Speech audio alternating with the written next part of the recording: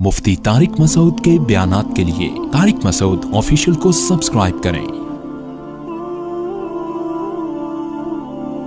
Tariq Masood official.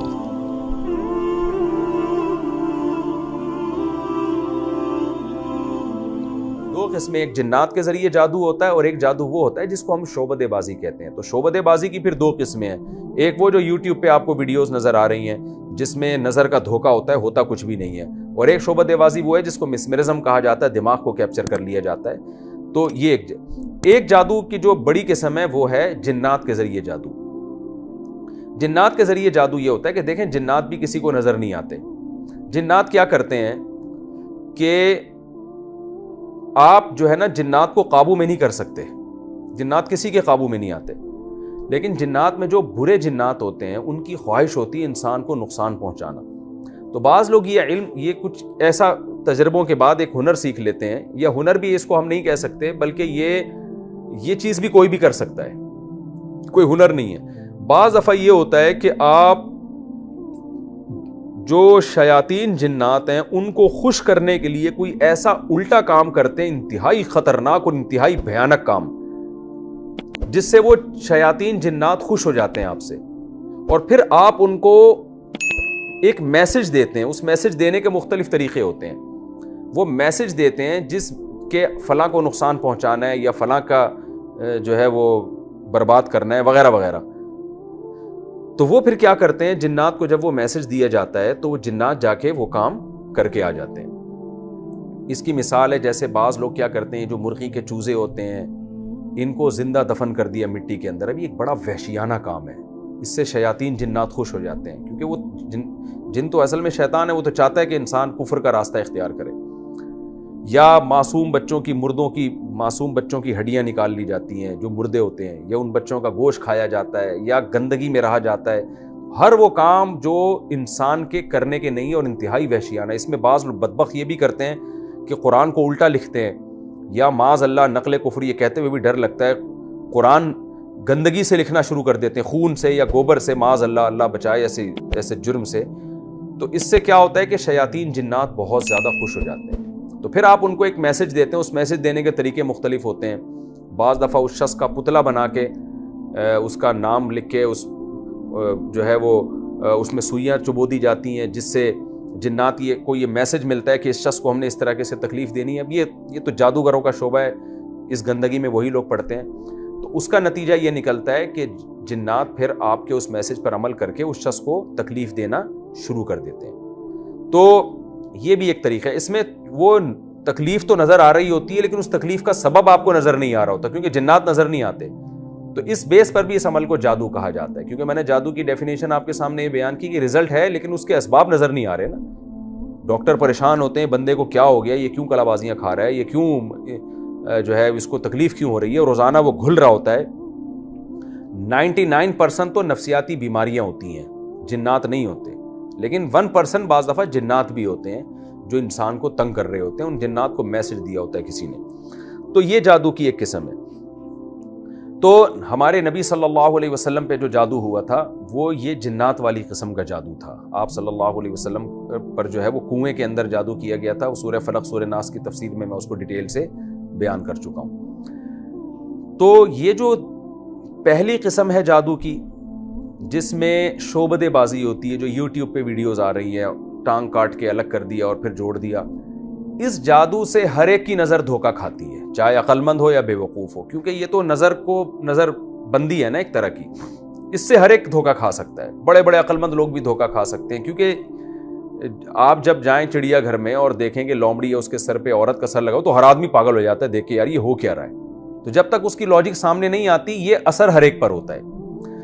दूसरी जो किस्म मैंने बयान की कि दिमाग को कैप्चर कर लेना, ये हर एक पर नहीं होता, ये बहुत मुश्किल है।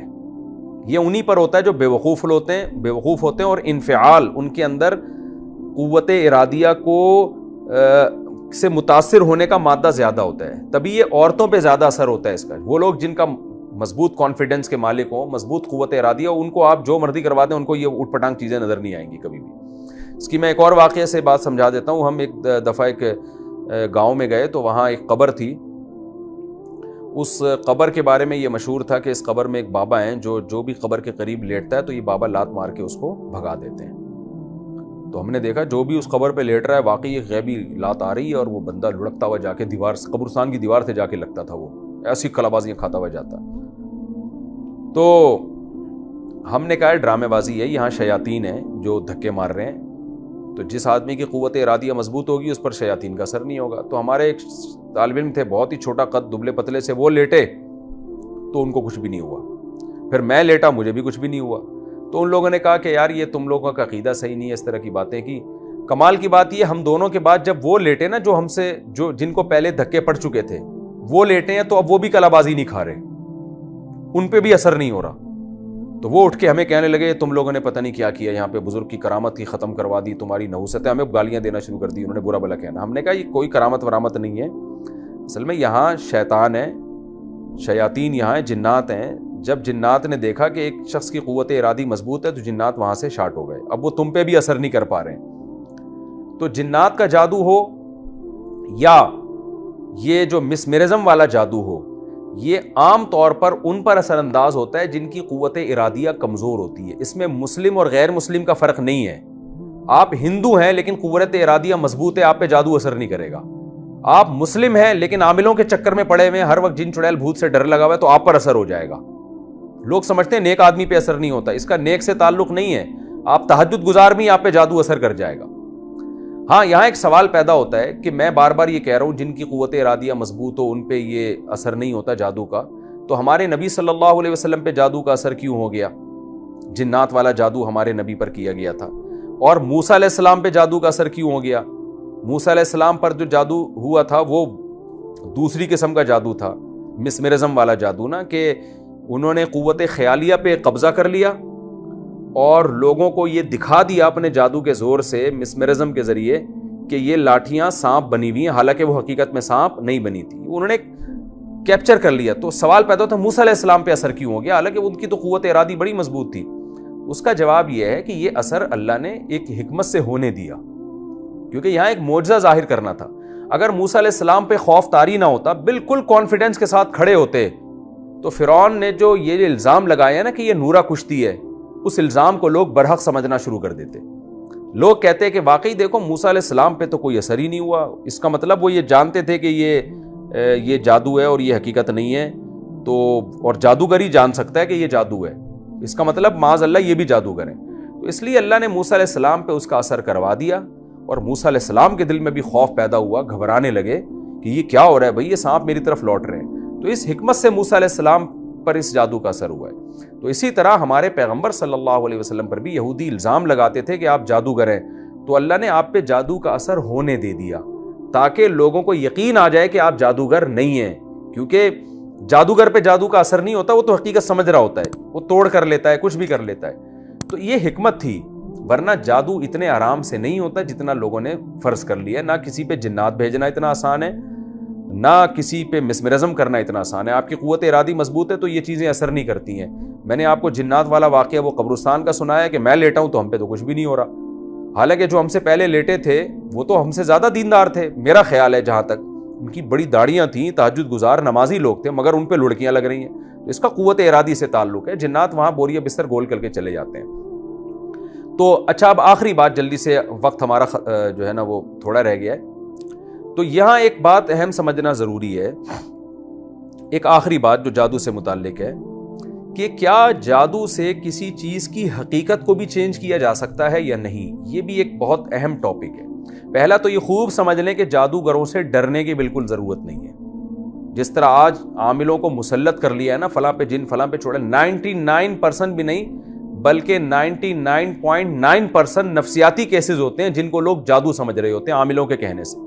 میرے پاس نفسیاتی ڈاکٹرز آتے ہیں، انہوں نے مجھے بتایا کہ کتنے کو عاملوں نے کہا تھا کہ یہ جن ہے، ہم نے میڈیسن سے ان کا علاج کیا اور الحمدللہ وہ ٹھیک ہو گئے. تو یہ عاملوں کی باتوں میں کبھی بھی نہ آئے.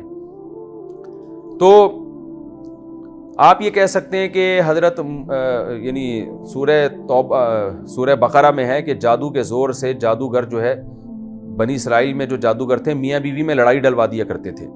اس کا مطلب جادوگر کو اتنی طاقت ہے کہ وہ میاں بیوی میں لڑائی بھی ڈلوا دے. دیکھیں، شعبدے بازی کے ذریعے غلط فہمیاں پھیلائی جا سکتی ہیں. ایک چیز ہے نہیں, آپ نے کچھ خفیہ اسباب اختیار کیے, شوہر بدگمان ہو گیا بیوی سے, کچھ ایسی چیز بیوی نے دیکھ لی جس سے بیوی بدگمان ہو گئی شوہر سے, تو یہ شعبدے باز لوگ یہ کام کر سکتے ہیں. تو اس میں وہ شعبدے بازی والا جادو بھی ہو سکتا ہے, اس سے مراد مسمرزم بھی ہو سکتا ہے, اس سے مراد جنات بھی ہو سکتے ہیں. شیاطین بعض دفعہ وسوسے ڈالنا شروع کر دیتے ہیں, تو خام خواہ میں اچھی بھلی بیوی کے بارے میں الٹے وسوسے آتے ہیں. لوگ ہوتے ہیں نا وہمی, تو یہ کام شیاطین کرتے ہیں. ورنہ جادوگر کے پاس حقیقت میں اتنی پاور نہیں ہے کہ جب چاہے میاں بیوی میں طلاق ڈلوا دے. اگر ایسا ہوتا تو یہ تو دنیا میں عذاب کھڑا کر چکے ہوتے اب تک. جادوگر کسی سیاسی لیڈر, اچھا یہ بھی ذہن میں رکھیں, جادو کا اثر عام طور پر 99.9% مشہور لوگوں پہ نہیں ہوتا. جادو کا اثر حکمرانوں پہ نہیں ہوتا, کیونکہ اس وہاں تک ان کو اللہ نے طاقت نہیں دی ہے کہ اتنے پاورفل ہو جائیں.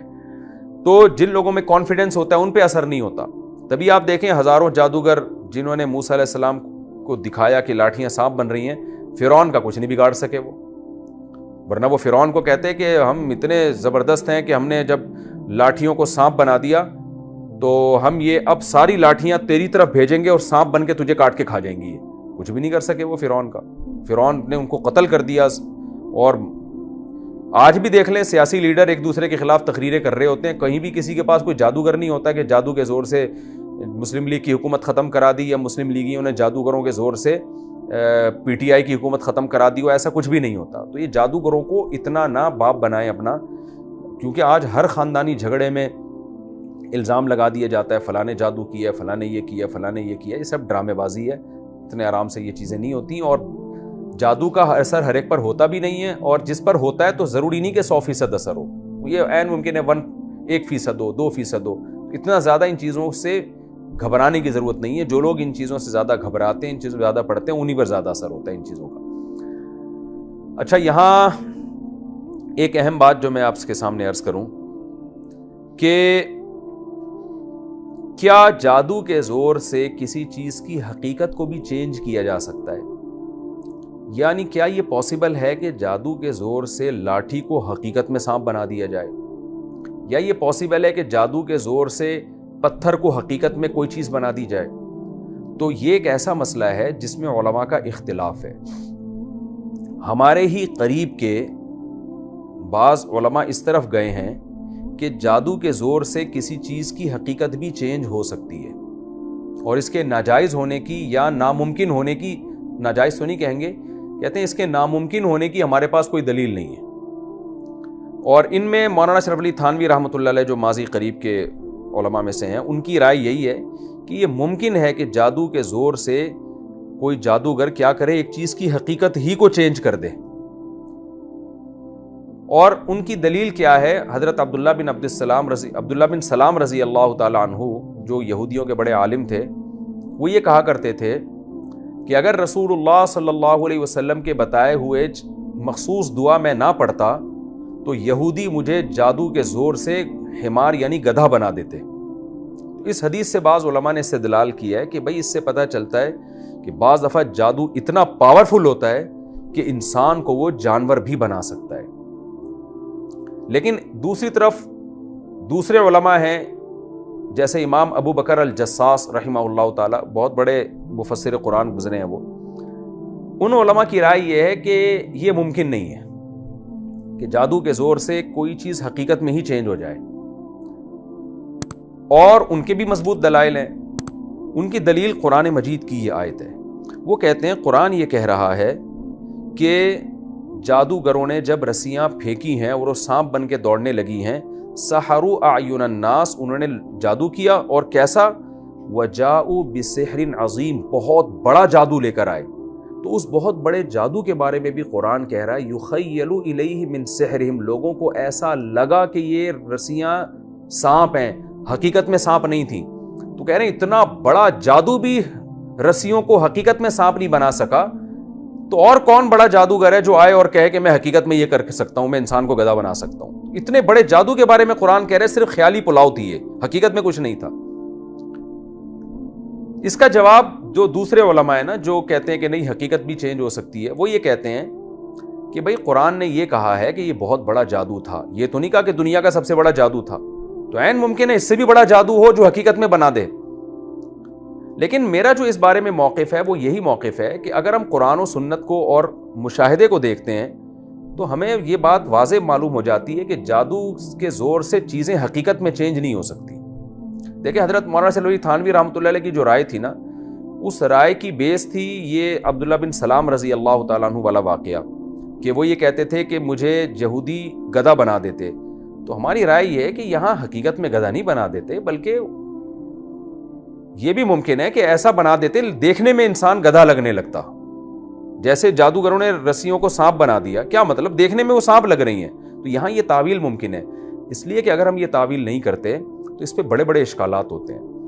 بڑے بڑے اشکالات یہ ہوتے ہیں کہ آج تک کوئی ایسا واقعہ ٹھوس ثبوت کے ساتھ ہمارے سامنے موجود نہیں ہے جس میں ہم یہ کہہ سکیں کہ کسی جادوگر نے حقیقت میں کسی چیز کو چینج کر دیا ہے. مولانا سلوی تھانوی رحمۃ اللہ علیہ اس کا جواب یہ دیتے ہیں کہ بھائی پوری دنیا کس نے گھوم کے دیکھا ہے. لیکن آج کے دور میں سوال یہ ہوتا ہے کہ آج الیکٹرانک میڈیا نے دنیا کو ایک گاؤں کی طرح بنا دی ہے، ایک چھوٹی سی کالونی کی طرح بنا دی ہے. دنیا میں کہیں اگر ایسا ہو رہا ہوتا کہ جادو کے زور سے ایک جادوگر ایک چیز کی ماہیت کو چینج کر رہا ہوتا تو ہمارے سامنے تو آتا نا. پوری دنیا الیکٹرانک، کوئی ایک تو یوٹیوب پہ ویڈیو آتی ہے اور پتہ چلتا ہے کہ یہ دیکھو حقیقت میں کر کے دکھا رہا ہے. تو یہ عقلاً ممکن معلوم نہیں ہوتا. اور قرآن اگرچہ یہ کہہ رہا ہے کہ یہ بڑا جادوگر تھا، قرآن یہ نہیں کہہ رہا کہ سب سے بڑا جادوگر تھا، لیکن اتنا تو پتہ چل گیا کہ جس جادو کو قرآن کہہ رہا ہے بہت بڑا جادو تھا، اور موسیٰ علیہ السلام کے مقابلے میں وہ جادو لایا گیا، اور اس دور میں جادو اپنے عروج پر تھا. تبھی تو حضرت موسیٰ کو ایسے معجزے دیے گئے جو جادوگروں کی سمجھ میں آئے. تو اس دور میں بھی کوئی ایسا جادو نہیں کر سکا کہ حقیقت میں لاٹھی کو سانپ بنا دے. تو آج کون یہ دعویٰ کر سکتا ہے کہ میں حقیقت میں ایک چیز کو چینج کر سکتا ہوں؟ اس لیے ہماری رائے میں امام ابو بکر جساس رحمہ اللہ تعالیٰ کی رائے زیادہ قوی ہے کہ یہ صرف نظر کا دھوکہ ہوتا ہے، حقیقت میں چیز جادوگر چینج نہیں کر سکتا. اور ویسے بھی ایک بات ہے کہ اگر جادوگر حقیقت میں چینج کر دیتا تو جادو اور معجزے میں فرق کرنا بڑا مشکل کام ہو جائے گا. پھر اگرچہ علماء نے اس کا بھی جواب دیا ہے، بعض علماء نے وہ کہتے ہیں کہ بھئی ان کے حالات زندگی سے فرق ہوتا ہے، کہ جادوگر ننگ دھڑنگ ہوتے ہیں، ان کی زندگی چور اچکے کی طرح ہوتی ہے، جھوٹ بولتے ہیں وہ، اور پیغمبروں کی زندگی سادہ ہوتی ہے. تو اس سے پتہ چلتا ہے کہ پیغمبر جو کام کریں گے وہ جادو نہیں ہوگا، وہ معجزہ ہوگا، اور جادوگر جو کریں گے وہ جادو ہوگا. لیکن یہ دلیل ذرا کمزور معلوم ہوتی ہے، کیونکہ یہاں جو موسیٰ علیہ السلام کا جب جادوگروں سے مقابلہ ہو رہا ہے تو سیرت پہ بحث نہیں ہو رہی ہے، عمل کو دیکھا جا رہا ہے. جادوگروں نے دیکھا کہ یہ لاٹھی حقیقت میں سانپ بن گئی، فوراً سردے میں گر گئے. یہ سردے میں گرنا اس کی علامت تھا. وہ مانتے تھے، جانتے تھے کہ جادو کے زور سے لاٹھی کو حقیقت میں سانپ بنانا امپاسبل، یہ ناممکن ہے. تبھی تو فوراً ہی مان لے آئے وہ، ورنہ وہ غور کرتے کہ بھائی ہم نے تو جادو کیا ہے، ہم نے تو نظر کا دھوکہ دیا ہے، اور معاذ اللہ موسیٰ نے جو جادو کیا ہے وہ اس سے بھی بڑا جادو ہے، اس نے حقیقت میں لاٹھی کو سانپ بنا دیا. تو جادوگر اس قسم کی کوئی ڈسکشن نہیں کر رہے، بلکہ جادوگروں نے جب دیکھا کہ لاٹھی حقیقت میں سانپ بنی ہے فوراً سردے میں گر گئے اور کہنے لگے یہ اللہ کے پیغمبر ہیں، یہ جادوگر نہیں ہو سکتے. یہ قرآن کا یہ پورا سیاق و سباق بتا رہا ہے کہ جادو اور معجزے میں فرق ہی یہی ہے کہ جادو میں نظر کا دھوکہ ہوتا ہے اور معجزے میں ایک چیز حقیقت میں چینج ہو رہی ہوتی ہے. اگر کوئی جادوگر چاند کو اشارہ کرے اور 2 ٹکڑے ہو جائے تو قطعاً چاند 2 ٹکڑے نہیں ہوا، آپ کی نظر کو دھوکہ ہو رہا ہے. لیکن پیغمبر صلی اللہ علیہ وسلم نے جب چاند کو اشارہ کیا اور 2 ٹکڑے ہو گئے تو نظر کو دھوکہ نہیں ہے، یہ حقیقت میں چاند کے 2 ٹکڑے ہیں. اور آج بھی سائنس اس بات کا اعتراف کرتی ہے کہ چاند درمیان میں اس کے جو ہے وہ ایک نشان ہے جڑنے کا، تو حقیقت میں چاند کے 2 ٹکڑے ہوئے تھے. تو اسی طرح موسیٰ علیہ السلام اگر لاٹھی کو زمین پہ پھینک رہے اور سانپ بن رہی ہے تو حقیقت میں سانپ بن رہی ہے، وہ نظر کا دھوکہ نہیں ہے. تو ہماری رائے اس بارے میں یہی ہے کہ جادو کے زور سے ایک چیز نظر کو دھوکہ تو دیا جا سکتا ہے، حقیقت میں چیزیں چینج نہیں ہوتی، اور معجزے میں چیز حقیقت میں چینج ہو جاتی ہے. اسی سے معجزے اور جادو کا فرق معلوم ہوتا ہے. تو آج کے اس رکوع میں نے کمپلیٹلی آپ کو جادو کی قسمیں بتائیں کہ جادو کی بیسیکلی 2 قسمیں.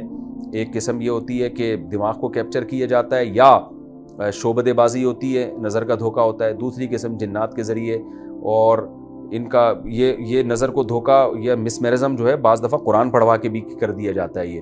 اور جنات کے ذریعے جادو ہوتا ہے، اس کا علاج ہے آیت الکرسی پڑھیں، سورہ فلق سورہ ناس پڑھیں. اور دوسری بات یہ بھی کہ جادو کا اثر ہر ایک پر نہیں ہوتا، اور اتنے جادوگروں کے اختیارات نہیں ہیں جتنے لوگوں نے سمجھ لی ہیں. اور تیسری بات یہ کہ جادو میں چیز حقیقت میں چینج نہیں ہوتی، صرف ظاہری طور پر نظر ایسا آ رہا ہوتا ہے وہ.